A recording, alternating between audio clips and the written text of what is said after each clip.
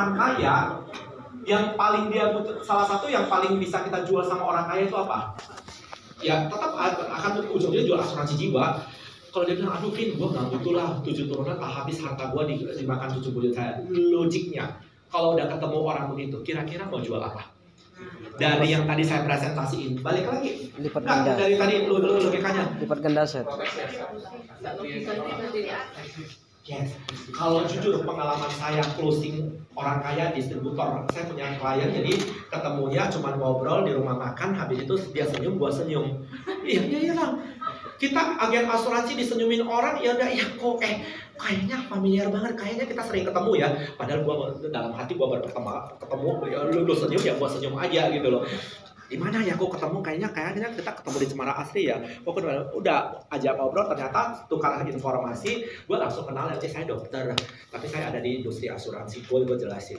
Anyway, di otak saya cuma satu, dia distributor mesin fotokopi, dia kaya banget ya. Yang saya di otak saya, kalau udah umur kocapan, udah tua, udah rambut putih, banyak harta, salah satu yang paling dikhawatirkan adalah bagaimana proses mendeliver harta ini ke generasi berikutnya. Itu biasa kepikiran sama orang-orang tua. Ya udah, gue waktu itu cerita tentang apa? Cerita tentang surat wasiat, cerita tentang hibah, cerita tentang waris. Wih, tertarik dia. Maksudnya gimana? Dia langsung tertarik. Kenapa? Gue cerita tentang apa? Kalau hibah, hati-hati, anak kita bisa jadi semaling kondang. Kalau waris, gimana? Nanti kok mau bagi, belum tentu loh sesuai dengan keinginan hati kita. Udah wasiat. Tapi itu gue tinggal cerita. Waktu itu belum ada produk tradisional.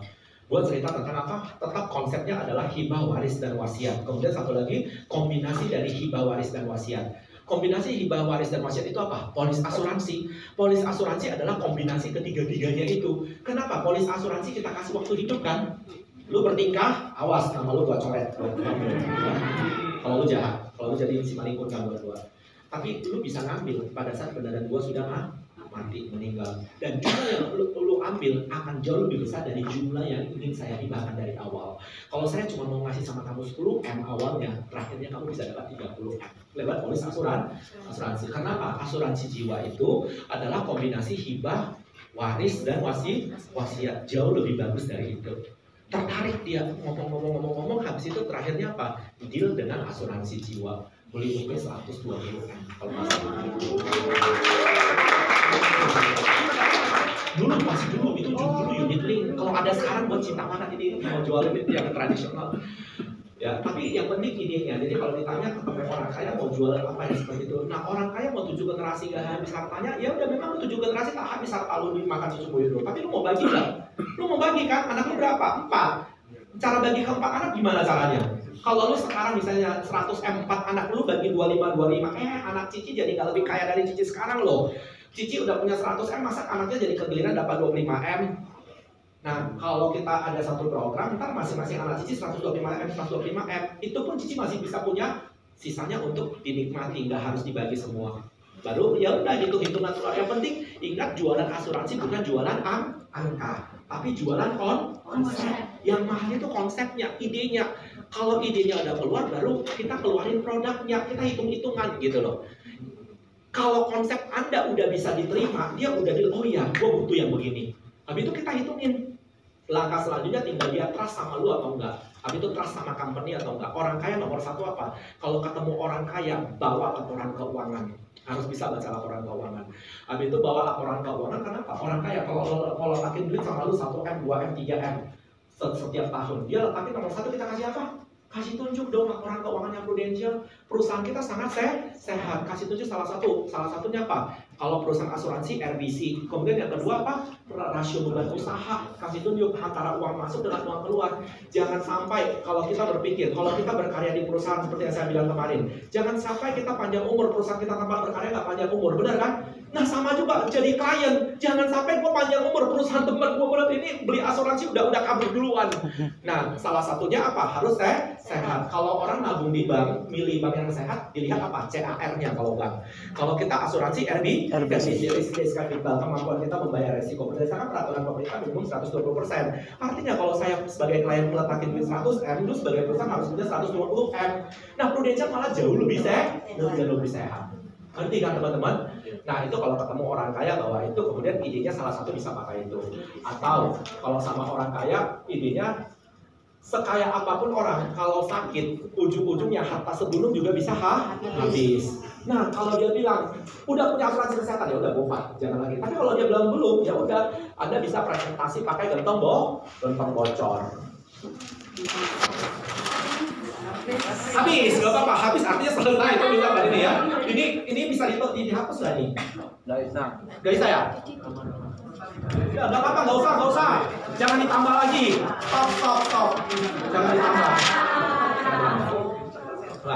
Nah, teman-teman, saya kasih tahu kalau misalnya contoh kita bilang sama orang kaya, oh sorry ya, izin. Seperti Koko kan sekarang kan bisnis ya kan, Kok.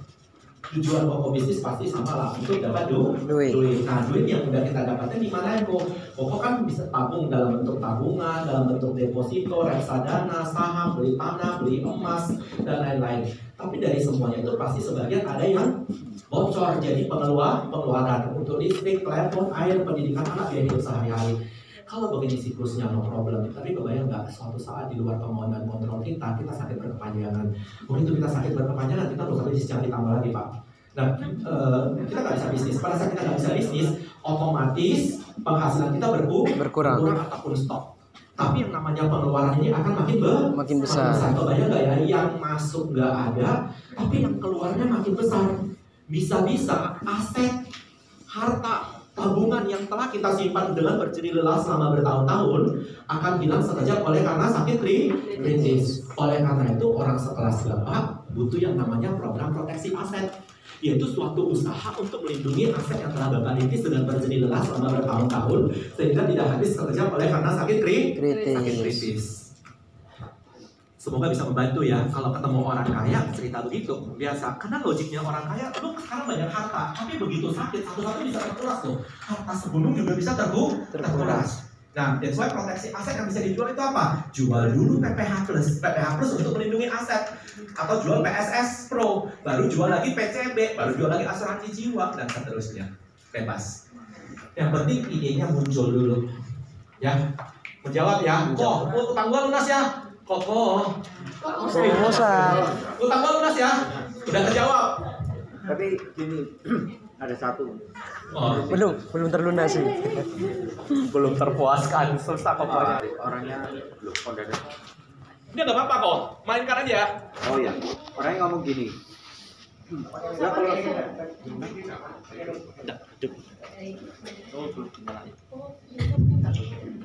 orangnya ngomong gini. Wah, kalau sudah sampai separah itu, sakit separah itu, ya ujung-ujungnya juga mati kok. Jadi buat apa kalau sampai habis? Jadi dia bilang cukup asuransi kesehatan, sudah dapat cover 7M. Kalau sampai 7M itu habis, boosternya juga habis, ya berarti sebenarnya sudah penyakitnya sangat parah sekali dan nggak perlu lagi sebanyak itu uang yang dibutuhkan. Nah, itu yang pernah saya maksud. Nah, jadi kalau dia ketemu orang kaya, dia bilang dia udah punya kartu kesehatan, ya udah memang cocok, jawaban dia benar. Dan dia kalau benar-benar kaya, 7 turunan nggak habis, udah jangan jual PCB sama dia, tapi jual apa? Jual asuransi jiwa. Nggak boleh jual PCB, karena PCB itu biasanya kita jual sama orang yang masih aktif income.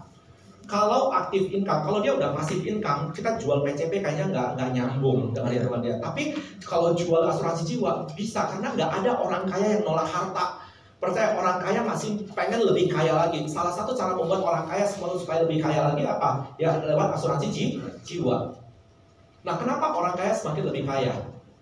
Nah, contoh, sekarang dia punya 100M. Habis itu anaknya dia beli lagi. Anaknya nanti apa? Jadi punya lebih kaya lagi, cucunya lebih kaya lagi, dan seterusnya dari generasi ke generasi. Dengan ya udah jualnya asuransi jiwa kok. Jangan jual asuransi kesehatan, cukup satu. Penyakit kritis juga kalau dia merasa nggak butuh, nggak perlu. Dia bilang, aduh, gua sakit kritis juga nggak perlu, nggak apa-apa. Bisnis gua jalan, pabrik gua juga jalan, ya udah nggak apa-apa. Oh, tambah pabrik berikutnya. Kalau hari ini Koko udah punya misalnya 100M. Kalau ada kesempatan bisa kasih sama anak jadi 200M, mau nggak kok? Why not? Hanya dengan mengisikan 0,000 sekian persen dari aset yang Koko miliki, karena nggak bakal pengaruh, dia sangat kaya banget gitu loh. Ya udah.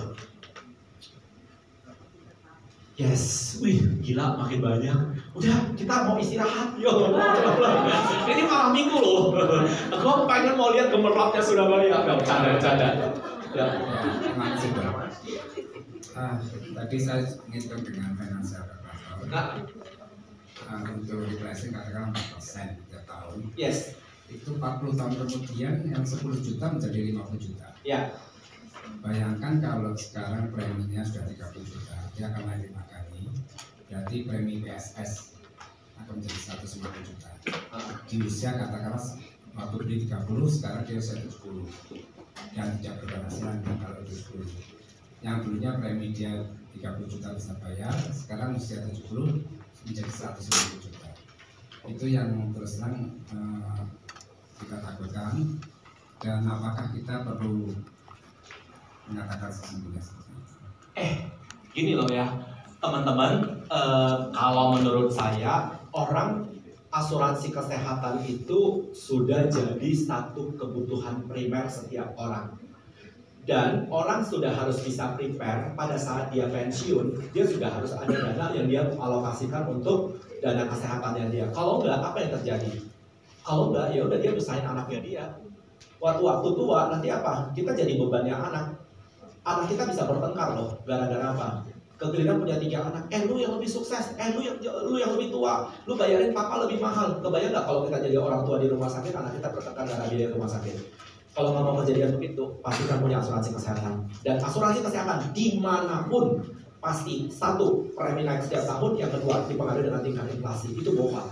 Dan salah satu hari ini bagusnya Prudential, kita punya produk Well yang bakal keluar nanti, yaitu produk yang dia betul-betul risk based pricing. Artinya pengalaman klaim kita kalau nggak banyak klaimnya, ya kita nggak reprice-nya nggak banyak gitu loh. Nah itu jadi lebih terkontrol untuk punya penyesuaian harga repricing-nya. Nah tetap harus dijelasin, ya tetap jelasin. Sebenarnya kalau kita perhatikan, kenaikan hanya berdasarkan pertambahan usia. Kalau ditambah preminya kita, paling cuma 1-2% kok naiknya. Tapi kalau terjadi repricing, mules perut kita. Bisa sampai 30%, bisa sampai 40%. Dan kondisi tahun-tahun yang sebelumnya. Nah tapi, ya ini juga akan di-manage sama, ini masuk di OJK, masuk di apa, ini jadi problem semua orang. Dan bukan cuma kita, semua perusahaan asuransi. Nah PR-nya apa yang harus kita lakukan? Ya udah, kalau saya berbenah, contoh terlepas mau PSS mau PPH plus sama-sama kan, dua-duanya repricing kan, bedanya cuma satu, coy-nya aja yang naik. So one day kalau lu nggak sesuaikan premi, coy lu juga bisa lebih tinggi daripada premi, biaya asuransi lu bisa lebih tinggi dari premi. Tetap les, jadi mau di perusahaan manapun sama. Kok di Singapura nasabahnya juga sama kok naik. Jadi dia mules perutnya, dia beli Bridgestone waktu itu, habis itu dia sampai aduh pusing, dia bilang naiknya gila-gilaan banget, terakhir dia tutup juga. Dia beli di Prudential di Indonesia. Gak apa-apa, di Indonesia masih lebih murah, dia bilang. Yang penting gue bisa pakai, kan di Singapura bisa, gue bilang. Ya, tetap memang harus naik kok, gak ada pilihan, gak ada choice kalau asuransi kesehatan. Karena gak ada asuransi kesehatan yang masa pembayarannya fixed pay, sama seperti critical illness dan asuransi jiwa. Until now belum ada, dan mungkin kedepannya kayaknya gak masuk akal ya kalau bisa dibuat jadi fixed pay. Gimana caranya ya? Gak bisa, karena gak bakal ada yang ya jangan. Kalau masih bisa, orang masih bisa ini ya pakai prepare dari sekarang, ya harus prepare. Contoh kayak klien kita, dia beli gold umur 60-an waktu itu kan. Kalau nggak salah preminya awalnya 72 juta loh. 72 juta. 70 tak berapa, pokoknya naik hampir 2 kali lipat karena orang umur 75 sorry, yang harus terakhir masuk dia. Jadi singkat cerita karena ada sedikit pokoknya kolesterol nggak bagus atau apa, beberapa terakhir dia hampir 2 kali lipat, jadi hampir 139. Detik terakhir masih mau nggak, besok udah ulang tahun, next birthday nggak bisa loh. Dia terakhir sign dan anaknya bilang papa beli aja, nggak apa-apa, papa beli. Karena orang ngerti, gila ya keluarin 140 juta versus 35 miliar, masih oke kan? Kalau dibandingin dengan manfaatnya masih oke nggak? Masih oke sebenarnya. Sorry, kalau kita nanya contoh mobil, siapa yang punya mobil? Rata-rata kita punya mobil di asuransi nggak? Asuransi mobil rata-rata berapa? Rate-nya kurang lebih 2% ya, tergantung kalau mobil mewah rata-rata 2%. Lu beli mobil Alphard asuransi 2% berapa? Lu bisa bayar contoh 800 juta kali 2%. Asuransi lu bisa 16 juta loh. Itu mobil. Yang ngasilin mobil siapa? Kita. 10 mobil lagi bisa kita cari. Mobil aja lu asuransikan, masa diri lu gak mau lu asuransikan? Kita rate-nya berapa? Kecil banget. Kalau lu mau hitung contoh 455 bagi 11 miliar 0,0 sekian persen. Habis itu gold, misalnya 150 juta dibagi dengan 35 miliar kali 100%, wah kecil banget rate-nya. Artinya asuransi kesehatan itu kalau lu bisa sayang sama mobil lu, masa lu gak sayang sama diri sendiri? Berarti intinya nanti diarahkan pembayaran ke anak. Kalau udah tua, sebenarnya jangan arahkan ke anak. Kalau saya strateginya kalau dia kaya, justru harus prepare dari sekarang. Salah satu cara prepare-nya untuk generasi tua, Koko bisa masuk di investasi. Koko siapin deposito, siapin apa. Nah kalau Koko mau, tempat gua ada. Tapi ngambil jangan yang high risk ya. Kalau orang tua, ngambil yang fixed income ataupun cash funds. Ya udah dapat satu PIA lagi, masuk lagi PIA sama kita. Ya ini pelan-pelan untuk bayarin waktu usia tua nanti. Ya memang harus prepare, bowat, nggak bisa enggak. Ya jelas dok. Satu lagi boleh dok. Ya. Saya waktu PGB pernah UB jiwa saja itu kita bayar sampai 30 tahun tetap bintang-bintang. Kalau dibandingkan perwarisan bayar 10 tahun atau 15 tahun dengan UB yang sama sudah oke.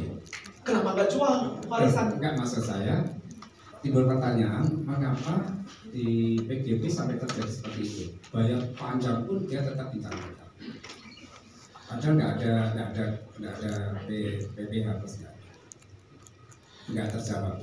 Ya, jadi gini, karena prinsip kerja dari unit link itu nasabah store duit namanya premi. Dari premi terbentuk sebagian nilai tunai, sebagian membentuk nilai tunai. Dari nilai tunai potong biaya asuransi. Nah, biaya asuransi ini harus dibayar seumur hidup. Dia mau di-cover sampai 99, berarti sampai 99 dia bayar. Kemudian dia meningkat sesuai dengan pertambahan usia. Oke, nah kemudian proteksinya akan tetap aktif selama nilai tunainya cukup bayar biaya asuransi. Dan ingat nilai tunainya ini ada faktor di luar kontrolnya kita, yaitu investment. Investment belum tentu bagus. Nah pertanyaannya kenapa cukup atau enggak? Ya karena dia akan menghitung dengan kolom paling rendah tergantung fund yang aku beli. Kalau misalnya fundnya yang 4%, dia nggak hitung yang pakai rate yang paling ini, yang paling rendah dengan 4%. Harusnya kalau hitungan prudensial sekarang di PNG nggak bakal bisa buat prediction.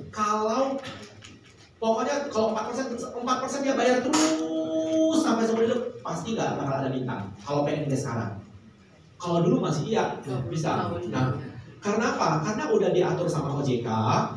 Artinya kalau kita bayar, at least dengan yang kolom paling rendah, dia nggak ada bintang. Dengan 0% lah kalau yang sekarang, bukan yang minus. Dengan 0% berarti udah nggak ada bintang. Nah kalau kolom yang dulu ya memang ya kurang lebih gitulah kok. Berarti waktu itu nilai tunainya dengan asumsi kolom paling rendah nggak cukup untuk bayar biaya asuransi. Perwarisan cuma 15 tahun. Makanya harus buat top up supaya bisa bagus.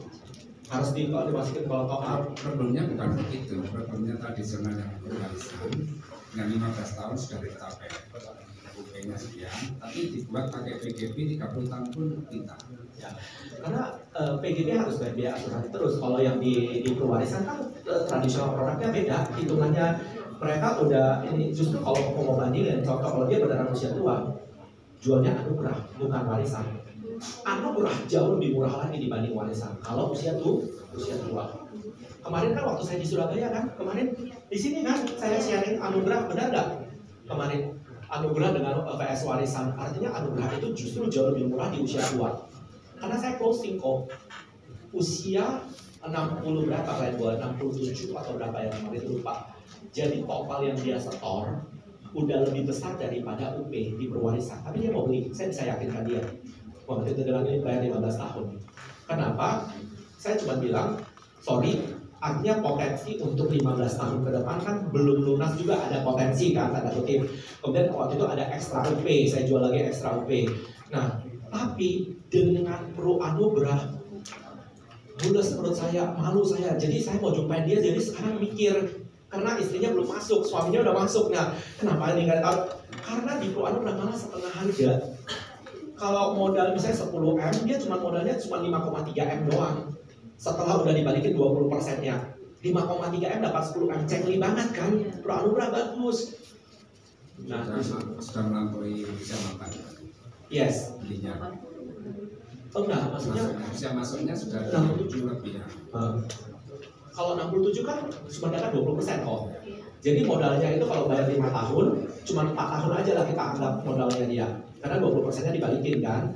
Yang 4 tahun lagi itu pokoknya bagus banget lah. Ibaratnya kemarin gua ada bawa di Surabaya kalau slide-nya. Waktu itu pokoknya untuk 10M modalnya cuma 5,2M. Cengli banget. Masih masuk akal banget. Itu keren. Nah makanya ya kalau udah ketemu gitu kok, udah sempat closing PGB-nya jumpain lagi. Ini ada nih bro anugerah jelasin. Udah kalau lu lanjutin terus potensi coy yang lu bayar, lu hitung aja. Nah kalau dibanding di convert ke anugerah seperti apa? Keren, anugerah dijamin lagi kan, maksudnya 15 ya 15, 5 ya 5 tentunya loh. Ya kalau soal hitungannya aktuaria yang lebih tahu kok antara unit link dengan warisan, hitungan harganya.